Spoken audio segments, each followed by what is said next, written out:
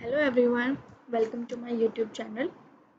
This is the first lecture जो मैं upload कर रही हूँ आप सबके लिए। और इस लेक्चर में मैं आप लोगों को ये बताना चाहती हूँ कि मतलब काफ़ी स्टूडेंट्स को मैंने ये नोटिस किया है कि काफ़ी स्टूडेंट्स को ये डाउट हो जाता है कि जो बिगनर्स होते हैं स्पेशली उनको कि प्रोग्रामिंग लैंग्वेजेस हम क्यों यूज़ करते हैं। मतलब अगर हम सी पढ़ रहे हैं या फिर हम सी प्लस प्लस ही पढ़ रहे हैं, जो भी प्रोग्रामिंग लैंग्वेज आप कर रहे हो, चाहे वो वेब डेवलपमेंट में HTML हो, CSS हो या कोई भी लैंग्वेज हो, तो हम ये लैंग्वेज क्यों यूज़ करते हैं? क्यों हम अपनी लोकल लैंग्वेज में मतलब जो हम यूज़ करते हैं लोकल लैंग्वेज, उसमें हम अपनी बातें क्यों नहीं लिख सकते? हमें क्यों एक स्पेसिफिक लैंग्वेज की ज़रूरत पड़ती है? तो इन्हीं सब कुछ क्वेश्चंस के आंसर आपको इस लेक्चर में मिलेंगे और आई विल ट्राई माय बेस्ट कि मैं आपके हर क्वेश्चन का आंसर दे पाऊँ। अगर फिर भी कोई डाउट कोई क्वेश्चन रह जाता है तो प्लीज़ कमेंट करके आप मुझसे पूछ सकते हैं। I will try to answer each and every question in a very brief manner. तो सबसे पहले तो मैं आपको ये बताना चाहती हूँ कि जो हमारा कंप्यूटर है, जो हमारा जो आपकी ऑपरेटिंग सिस्टम है या जो आपका मशीन है, वो कौन सी लैंग्वेज समझता है? वो समझता है ज़ीरो और one, which is also known as the binary codes or the binary numbers, binary digits. हम इनको बाइनरी कोड्स ही अभी तक बचपन से पढ़ते आ रहे हैं और बोलते आ रहे हैं कि कंप्यूटर ज़ीरो वन की भाषा समझता है, जिसको हम बाइनरी कोड्स या बाइनरी नंबर्स बोलते हैं। तो अब एक चीज़ मैं आपसे मतलब मैं ये पूछना चाहती हूँ कि अगर आप कोई भी चीज़ लिखते हो, सपोज़ आपने कोई कैलकुलेशन ही लिखा, ठीक है, आपने लिखा 3+4। अब आपको क्या लगता है कि आप अगर ये 3+4 लिख रहे हो तो क्या ये 3+4 एज इट इज कंप्यूटर के पास चला जाता है? तो द आंसर इज नो, ऐसे नहीं जाता है। ये पहले कन्वर्ट होते हैं, ये कन्वर्ट होते हैं माय डियर, ये सब कन्वर्ट होता है। इवन ये जो प्लस का सिंबल है ये भी कन्वर्ट होता है इन 0 and 1। ठीक है, 0 और 1 में कन्वर्ट होता है। There is a formula, there is a calculation, there is a मतलब एक मेथड है प्रॉपर इसको कन्वर्ट करने का, that you will learn in some other subject that is logical organization. उसमें आपको ये सीखने को मिलेगा। If you want me to teach you this, तो आप कमेंट कर सकते हैं, मैं आपको इसका लेक्चर भी प्रोवाइड कर दूंगी कि कैसे कन्वर्ट होता है ये। ठीक है, टिल देन हम प्रोग्रामिंग लैंग्वेजेस तक ही यहाँ पे लिमिट रहते हैं और ये कन्वर्ट होता है, ईच एंड एवरीथिंग कन्वर्ट होती है।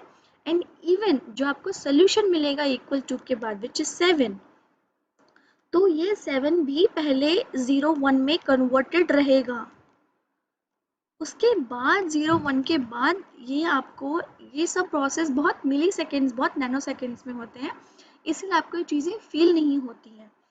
तो ये जो चीज़ है ना बच्चा, ये भी इसमें कन्वर्ट होगा। देन ये 0 1 में कन्वर्ट होने के बाद आपको आपके स्क्रीन पे ऐसा दिखेगा। मतलब द थिंग यू जो आपके स्क्रीन पे दिखेगी, जो चीज़ आपके स्क्रीन पे दिखेगी वो कुछ इस तरह से दिखेगी आपको। ठीक है, तो this is how things go, ऐसे चलती हैं चीज़ें। अब उसके बाद अब आप बोलोगे कि अच्छा ये तो छोटी सी चीज़ें हैं तो आपका चलो हो जाता है काम, आपको नहीं पता चलता। अब कुछ चीज़ें हैं जो आपको खुद बनानी है। ठीक है, मतलब कुछ चीज़ें हैं जो आपने खुद से बनानी है, मतलब आपको डिज़ाइन करनी है वो चीज़ें। तो आप मुझे एक बात बताओ, कोई भी चीज़ है अगर आप किसी भी चीज़ की बात करोगे ना, तो कंप्यूटर तक उसको लेके जाने के लिए कंप्यूटर तक उसको लेके जाने के लिए आपको उसको 0 और 1 में कन्वर्ट करना ही पड़ेगा।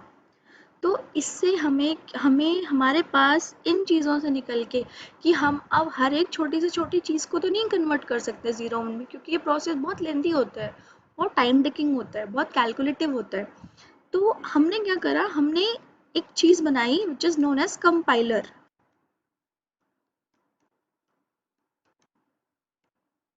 कंपाइलर बनाया हमने।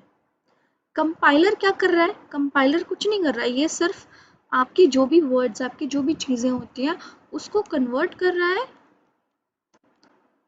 बाइनरी कोड्स में। बाइनरी कोड्स जा रहे हैं कंप्यूटर के पास, कंप्यूटर उसको आउटपुट दे रहा है किसको? कंपाइलर को। कंपाइलर आपकी स्क्रीन पे शो कर रहा है क्या? आउटपुट,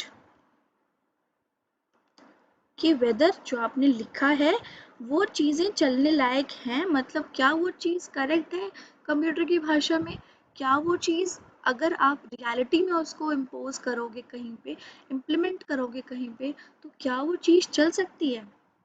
सिर्फ इतना काम होता है। और इसी इसी प्रोसेस की वजह से, इन्हीं प्रोसेस की वजह से हमारे पास डिफरेंट डिफरेंट लैंग्वेजेस आई हैं, चाहे वो सी हो, चाहे वो सी प्लस प्लस हो, चाहे वो जावा हो या पाइथन हो, कोई भी लैंग्वेज हो, चाहे वो वेब डिज़ाइनिंग का कोई लैंग्वेज हो, HTML कह लो आप, CSS कह लो, JS कह लो, कोई भी लैंग्वेज हो, ठीक है। Am I clear?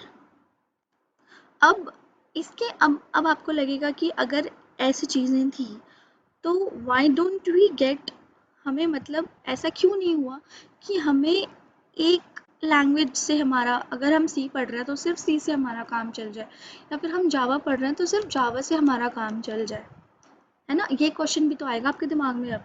तो माय डियर स्टूडेंट्स, इसका रीज़न ये है कि हम इवोल्यूशन में बिलीव करते हैं, है कि नहीं? हमने शुरू से लेके अभी तक कितने सारे चीज़ें, हम एडवांस चीज़ें आती गई हैं।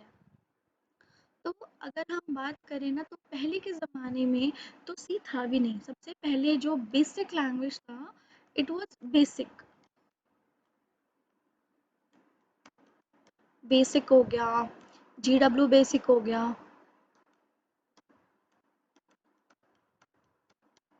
है ना?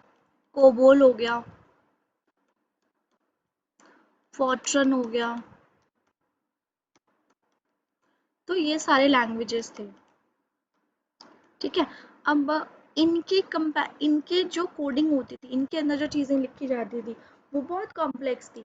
मतलब अगर आपको लिखना है 3 + 4, तो आपको ये पूरा ही कन्वर्ट करना पड़ेगा, आप इसको ऐसे नहीं लिख सकते, मतलब बहुत कॉम्प्लिकेशंस थी इसमें। तो धीरे धीरे जब इवोल्यूशन हुआ, जब धीरे धीरे चीज़ें चेंज होना शुरू हुई, तो सबने सोचा कि यार ये सब तो बहुत टाइम टेकिंग है। तो फिर उसके बाद नए नए लैंग्वेजेस बनना शुरू हो गए, बहुत ही सिंपल, हम लोगों के लिए सिंपल हो गया, हम लोगों के लिए इजी हो गया उनको समझना, उनको लिखना। तो इसी तरीके से फिर सी आया, फिर C++ आया, फिर जावा आया, पाइथन आया,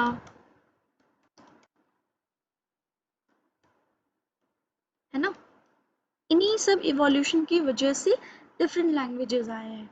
किसी अगर आपको सी में कुछ लिखना है, तो क्या पता वो जावा में बहुत इजी हो, आपको फील होगा भी।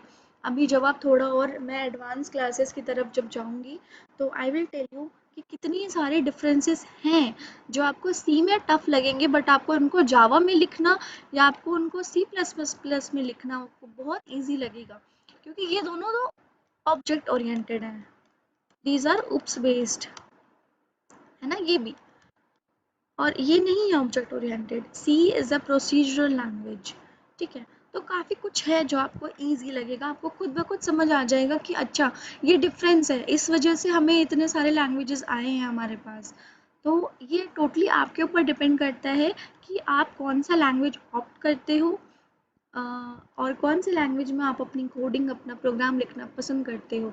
It will be totally up to you. But आपको एक लैंग्वेज ऐसा चूज़ करना होगा, लाइक सपोज आपने पाइथन, मतलब पाइथन आपका स्ट्रांग हो गया पढ़ने के बाद, तो पाइथन अगर आप चूज़ करोगे तो you will be known as Python developer. तो पाइथन आपका स्ट्रांग पॉइंट रहेगा। ऐसा नहीं है आपको यह सब आने नहीं चाहिए, आना सब कुछ चाहिए, इंटरव्यू पर्पज से सब कुछ इम्पॉर्टेंट है। इंटरव्यू पर्पज से इम्पॉर्टेंट है, नॉलेज पर्पज से इम्पॉर्टेंट है, एग्ज़ाम पर्सपेक्टिव से इम्पॉर्टेंट है, तो आना सब कुछ चाहिए। बट आई विल से कि एक लैंग्वेज ऐसा चुनो जो जिस पे आपका फुल कमांड रहे। तो आई होप आपको क्लियर हो गया होगा, एंड आज के लिए इतना ही। मिलते हैं नेक्स्ट लेक्चर में। टिल देन टेक केयर, और अगर कोई क्वेश्चन हो तो प्लीज़ लेट मी नो, और नीचे कमेंट कर सकते हैं आप। I will try to give a brief idea about that. So till then, bye, take care. Thank you for watching the video. Please like and subscribe.